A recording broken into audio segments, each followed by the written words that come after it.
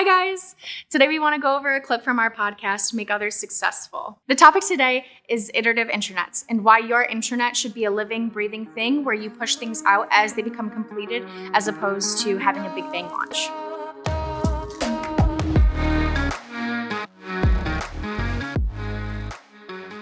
Matt, what do we think about this? This is something you and I have been involved in, helping organizations build intranets or manage intranets or migrate intranets for the better part of 15 years at some level. So most of that time we've spent doing that stuff with SharePoint or Microsoft related technologies. And we've kind of experienced a variety of levels of success depending on our involvement, or depending on the customer's level of skill or engagement, both with us and then once we move on and go somewhere else and help someone else. So what is it? What is an iterative intranet, and why do we think that that's important? So I think intranets in general, one of the biggest challenges that people have is they turn it into something bigger than it needs to be. And what I mean by that isn't that they are adding more features. What I mean is they think about it as they think about perhaps a brand new launch to their public website, right? And they think of it as, I need to get everything that I had on my old site, or everything, let's say they didn't have a real site that had a bunch of sections. I need it to be perfect so I can do a bunch of marketing on it and I can get sales for it. And it really needs to be 100% ready. All the content needs to be there. All the the marketing language needs to be there. That isn't a great approach for an intranet for a couple different reasons. Number one, organizations traditionally don't have dedicated people that are focused on understanding and implementing the content for an intranet. More often than not, it is someone's second job, someone's third job that they're doing, especially when you get beyond maybe the high level content, right? So maybe they have somebody in the marketing department or in a internal communications department that's doing some of the top level content. But then as you get further down into departments and areas and whatever that might be, you have people who are just the manager of a group or just the manager of doing this thing, and they don't understand the difference between communication, collaboration, and what messaging they really want to wrap around what it is that they do in the organization. And most of those people won't really understand what they really need until they start doing it. So when you get that deep into the organization, you're letting those people be involved in adding content, because that's often what happens, right? Mm-hmm. When you have a large organization, you can't have two people just do it all, so you try to spread that load. What you're indicating, and I think I've seen this many times, is people that don't really understand the purpose of the intranet as a communications platform. Look at all of the stuff that they think might be useful to their team and others who interact with them in the organization, and they just dump it all out there. For sure, and on top of that, if they don't have a good example or a good working usage of other areas on the portal, it's difficult for them to understand what you're really asking them to do. So, as it relates to an iterative approach to doing intranets, we really recommend starting small, starting with something that you can launch and get people using and get people used to, right? So a lot of times we talk about news. News is an untapped resource that doesn't take a lot to do and doesn't have a huge impact on the business. So let's say today I'm sending out a newsletter to my whole company once a week with a bunch of news, right? It does not take much to stand up 1 or 2 or 3 SharePoint sites with news and start adding news to them and change that email that I sent to point to these news articles. Mm-hmm.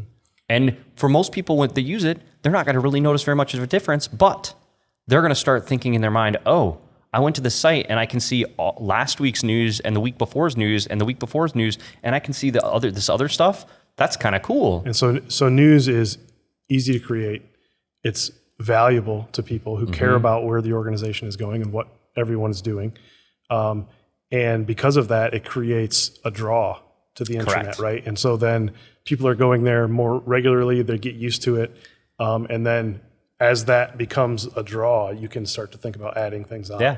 But even in that case, I wouldn't necessarily say that I launched an intranet from a marketing perspective, because a lot of people, what they get hung up on is, well, I want to launch this thing. I don't want to have a launch party. I want to celebrate to the world that we launched an intranet.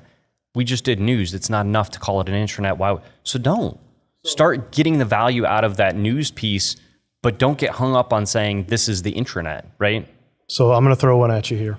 That makes complete sense if I'm thinking of a clean slate organization that is like, hey, we're new to Office 365. We have SharePoint. We want to figure out how to use it. What's a good way to get started? Yep. We think we need an intranet because that'll be a better communications platform, but what should we do, right? And they have nothing to work from.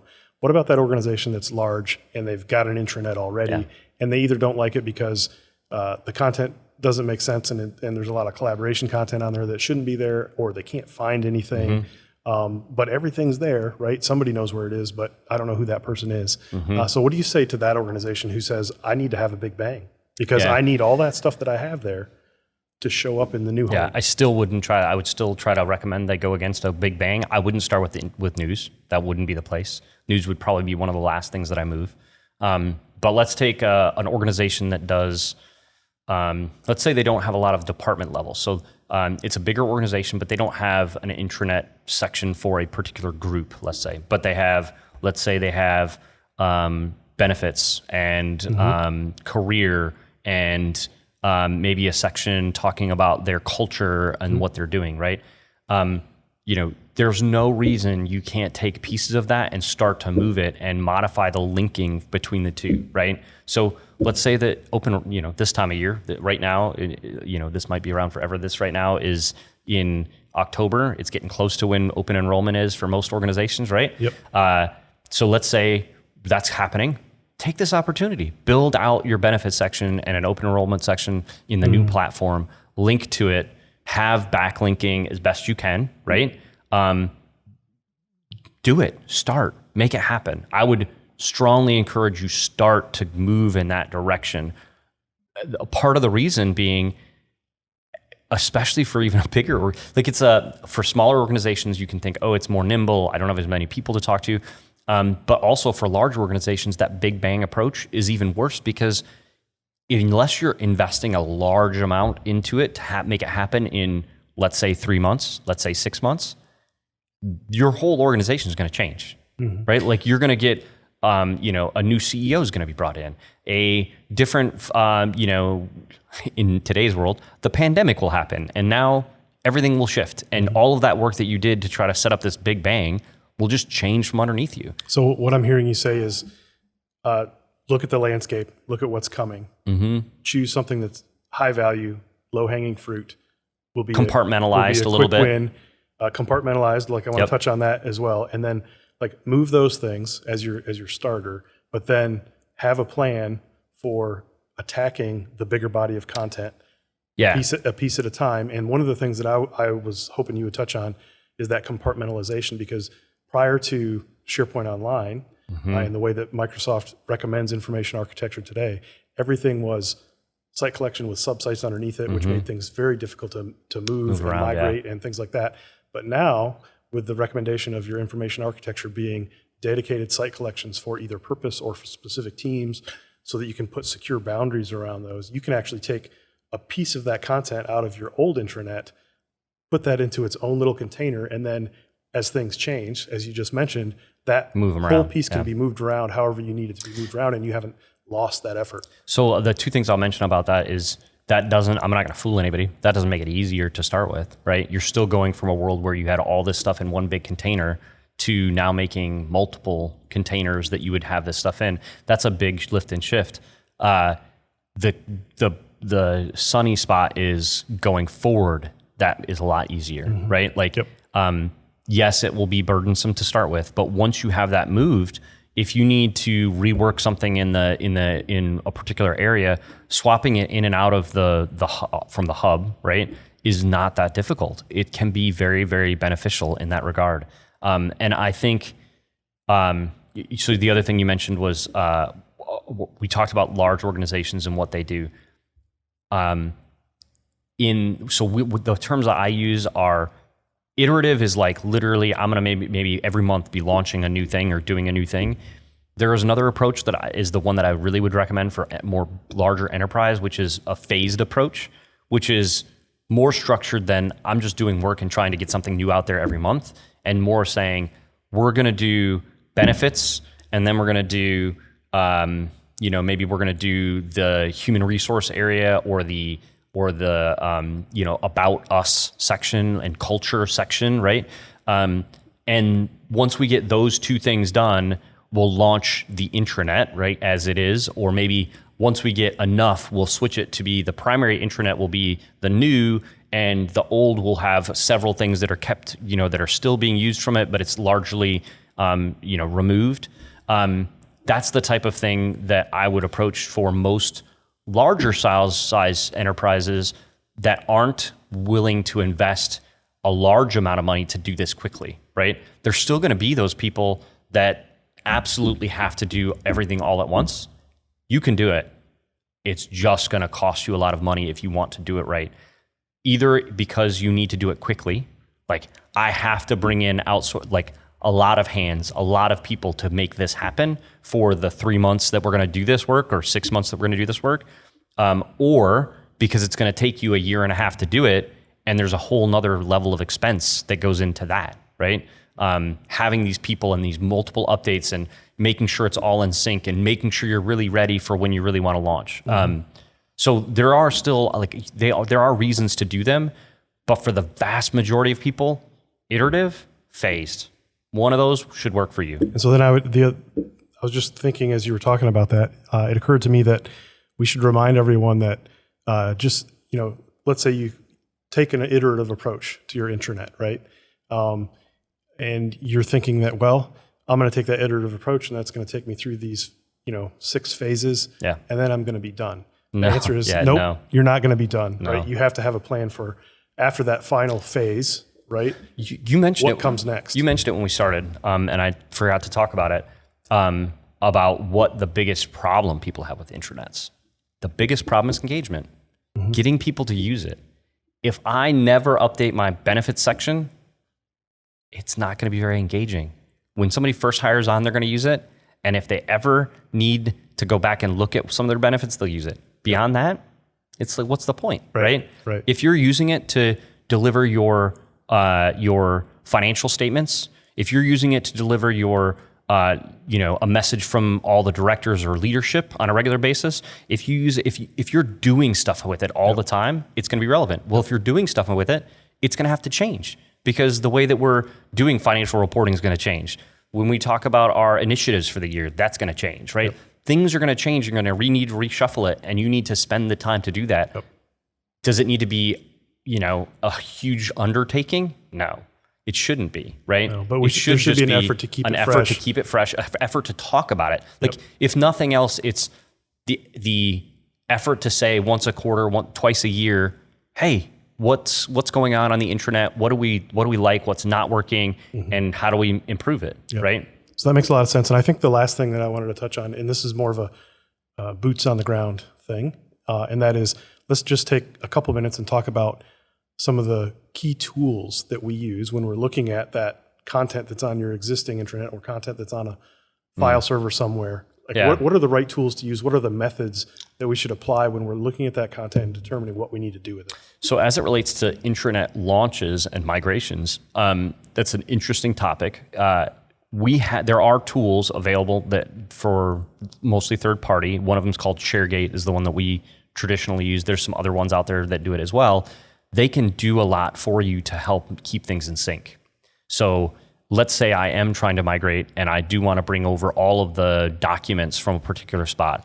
I can set up a ShareGate migration process and migrate those documents into the new location.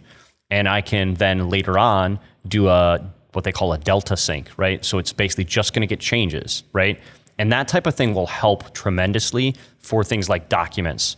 They won't help at all for pages and news articles and like those types of things just have to be moved over. But there's a lot of tools out there that can help you assess your content. So you can pull from ShareGate, you can pull reports that'll tell you all the documents, all the list items, everything that Who you has have. permission to them. Who has permission to them. Right. So you can kind of look at what the lay of the land is currently. You can even use that after the fact. So let's say that you're looking, at that twice a year update, right? If you wanted to look at, hey, what's been going on? What's been edited recently? You can use those tools to look at those things as well, which can be useful for even after a migration, right? So what I get from that tool can be something that I can use in a content inventory, right, as I'm evaluating everything, a ROT analysis, which for those who don't understand, it's redundant, outdated, and trivial content, right? You're trying to identify that. So stuff that can get removed. You removed. don't need to move that stuff over, and you can ultimately get rid of it. Yep. So those are the types of things that need to happen, and ShareGate's just an example of a tool that can help with that. For sure. And those are things